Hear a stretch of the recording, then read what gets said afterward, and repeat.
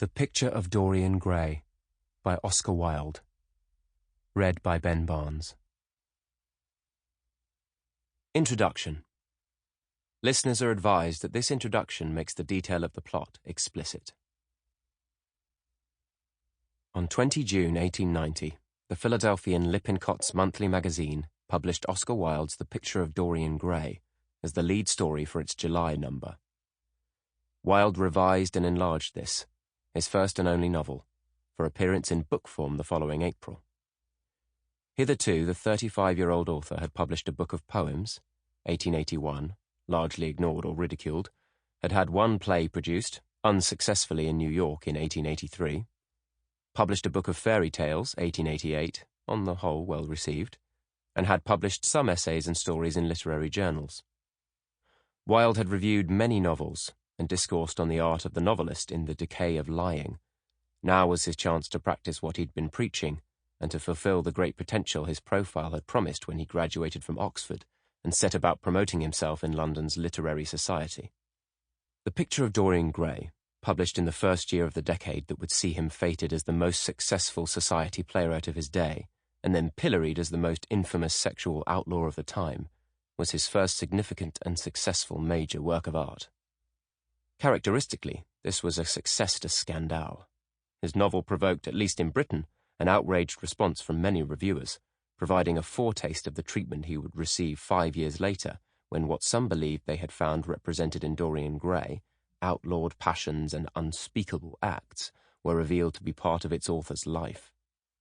Indeed, Wilde's novel, or at least the more candid first version, was used by opposing counsel in the first 2 of his 3 trials in an attempt to prove that he was guilty of a certain tendency believed to be represented in Dorian Gray. In 1890, W.E. Henley's Scots Observer thundered, "The story, which deals with matters only fitted for the Criminal Investigation Department or a hearing in camera, is discreditable alike to author and editor. Mr. Wilde has brains and art and style, but if he can write for none but outlawed noblemen and perverted telegraph boys, the sooner he takes to tailoring or some other decent trade, the better for his own reputation and the public morals." 5 July 1890. The remark about noblemen and telegraph boys refers to a recent scandal, last mentioned in the press only 2 months earlier, involving a homosexual brothel in London's Cleveland Street, and was therefore a fairly direct suggestion that Wilde's text was unambiguous in what it described.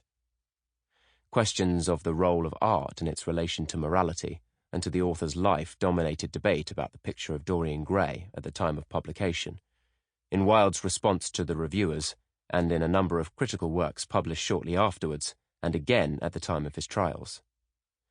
They dominate it still, for it is difficult to discuss the novel outside of this framework or without an awareness of subsequent events, but this is understandable.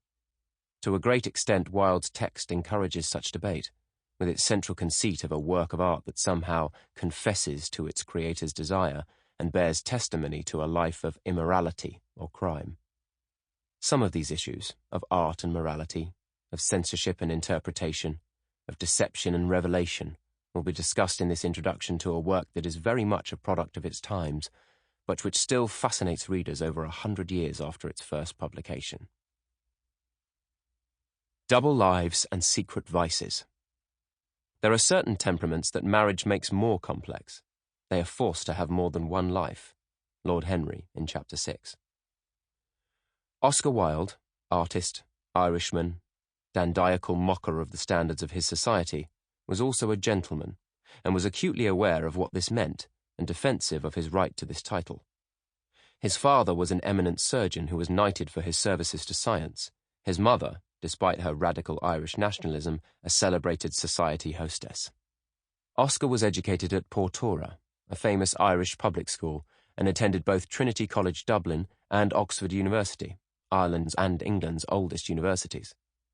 At the latter, he took an excellent double first and came close to being awarded a university fellowship, thus very nearly becoming a member of the English academic establishment. By 1890, he had been married for 6 years and was devoted to his 2 sons, lived in the fashionable district of Chelsea, and at various times belonged to a number of gentlemen's clubs, which, with their systems of election and blackballings, were exclusive bastions. Sample complete. Ready to continue?